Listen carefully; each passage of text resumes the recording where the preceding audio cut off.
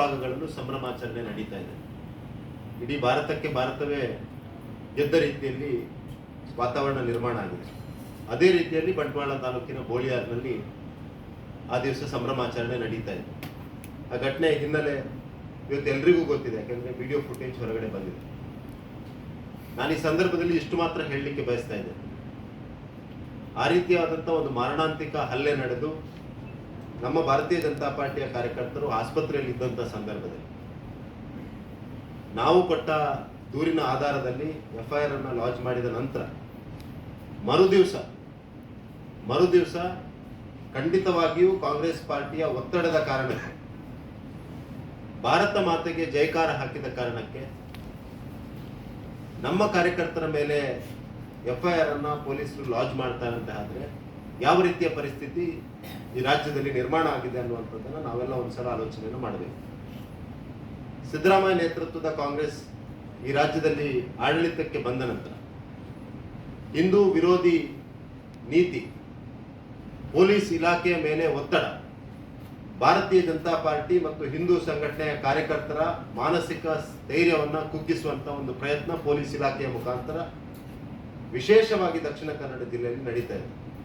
ಜಿಲ್ಲಾ ಉಸ್ತುವಾರಿ ಸಚಿವರು ಆ ಭಾಗಕ್ಕೆ ಬಂದು ಅದೇ ಆಸ್ಪತ್ರೆಯಲ್ಲಿ ಒಂದು ಕಾರ್ಯಕ್ರಮದಲ್ಲಿ ಭಾಗವಹಿಸಿ ಅಲ್ಲೇ ಇರುವಂತ 2 ಕಾರ್ಯಕರ್ತರು, 2 ಭಾರತದ ಪ್ರಜೆಗಳು, ದಕ್ಷಿಣ ಕನ್ನಡ ಜಿಲ್ಲೆಯ ಜನರು ಮಾರಣಾಂತಿಕ ಹಲ್ಲೆ ಆಗಿ ಆಸ್ಪತ್ರೆಯ ಬೆಡ್ನಲ್ಲಿ ಮಲಗಿರುವಂತಹ ಸಂದರ್ಭದಲ್ಲಿ ಕನಿಷ್ಠ ತನ್ನ ಕರ್ತವ್ಯ ಪ್ರಜ್ಞೆಯನ್ನು ಮರೆತಿರುವಂತಹ ಜಿಲ್ಲಾ ಉಸ್ತುವಾರಿ ಸಚಿವರು ಅಲ್ಲಿಂದ ವಾಪಸ್ ಬಂದು ಪೊಲೀಸ್ ಇಲಾಖೆ ಮೇಲೆ ಒತ್ತಡವನ್ನು ಹಾಕಿ ಯಾರಿಂದಲೋ ಕೌಂಟರ್ ಕಂಪ್ಲೇಂಟ್ ಕೊಡಿಸಿ ನಮ್ಮ ಕಾರ್ಯಕರ್ತರ ಮೇಲೆ ಕೌಂಟರ್ ಕೇಸನ್ನು ಹಾಕ್ತಾರೆ. ಅಂದರೆ ಯಾವ ರೀತಿಯ ಒಂದು ಪರಿಸ್ಥಿತಿ ಈ ಜಿಲ್ಲೆಯಲ್ಲಿ ನಡೀತಾ ಇದೆ ಅನ್ನುವಂಥದ್ದನ್ನು ನಾವೆಲ್ಲ ಒಂದ್ಸಲ ಯೋಚನೆ ಮಾಡಬೇಕು.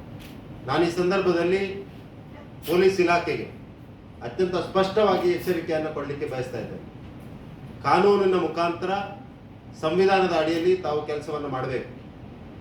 ಯಾರೋ ರಾಜಕೀಯ ಪುಡಾರಿಗಳ ಒತ್ತಡಕ್ಕೆ ಅಥವಾ ರಾಜಕೀಯ ಶಕ್ತಿಗಳ ಒತ್ತಡಕ್ಕೆ ಮಣಿದು ಈ ರೀತಿಯ ಕೆಲಸವನ್ನು ಮಾಡಲಿಕ್ಕೆ ಪ್ರಾರಂಭ ಮಾಡಿದರೆ ಅಥವಾ ಶಾಂತಿಯನ್ನು ಕದಡುವವರಿಗೆ ತಾವು ಬೆಂಬಲವನ್ನು ಕೊಡಲಿಕ್ಕೆ ಪ್ರಾರಂಭ ಮಾಡಿದರೆ, ಜಿಹಾದಿ ಶಕ್ತಿಗಳಿಗೆ ರಾಜಕೀಯ ಒತ್ತಡದ ಕಾರಣಕ್ಕೆ ಬೆಂಬಲವನ್ನು ಕೊಡಲಿಕ್ಕೆ ಪ್ರಾರಂಭ ಮಾಡಿದರೆ ದಕ್ಷಿಣ ಕನ್ನಡ ಜಿಲ್ಲೆಯ ಜನತೆ ಮತ್ತು ಭಾರತೀಯ ಜನತಾ ಪಾರ್ಟಿ ಖಂಡಿತವಾಗಿ ಇದನ್ನು ಸಹಿಸೋದಿಲ್ಲ ಅನ್ನುವಂಥ ಮಾತನ್ನು ಈ ಸಂದರ್ಭದಲ್ಲಿ ಹೇಳ್ತಾ, ಈ ಘಟನೆಯ ಸಮಗ್ರ ತನಿಖೆಯನ್ನು ಮಾಡಿ ಆ ಸಂದರ್ಭದಲ್ಲಿ ಅವರ ಹತ್ರ ವೆಪನ್ಗಳು ಹೇಗಿತ್ತು, ಆ ಸಂದರ್ಭದಲ್ಲಿ ಡ್ಯಾಗರ್ಗಳು ಹೇಗಿತ್ತು, ಆ ಸಂದರ್ಭದಲ್ಲಿ ಸಂಭ್ರಮಾಚರಣೆಯ ಸಂದರ್ಭದಲ್ಲಿ ಇದಕ್ಕೆ ಒಂದು ಪೂರ್ವಯೋಜಿತವಾಗಿ ದಾಳಿ ಮಾಡಬೇಕು ಅಂತ ಯೋಚನೆಯನ್ನು ಇವರು ಮಾಡಿದ್ರ, ಇವರಿಗೆ ಡ್ಯಾಗರ್ಗಳನ್ನು ಯಾರು ಕೊಟ್ಟರು, ಆ ಸಂದರ್ಭದಲ್ಲಿ ಆ ರೀತಿ ಮಾರಣಾಂತಿಕ ಹಲ್ಲೆ ಮಾಡಲಿಕ್ಕೆ ಯಾರು ಇವರಿಗೆ ಪ್ರೇರಣೆ ಅನ್ನುವಂಥ ಸಮಗ್ರ ತನಿಖೆಯನ್ನು ಪೊಲೀಸ್ ಇಲಾಖೆ ಮಾಡಬೇಕು ಅನ್ನುವಂಥ ಒತ್ತಡವನ್ನು, ಆಗ್ರಹವನ್ನು ಕೂಡ ಈ ಸಂದರ್ಭದಲ್ಲಿ ಮಾಡ್ತಾ ಇದ್ದಾರೆ.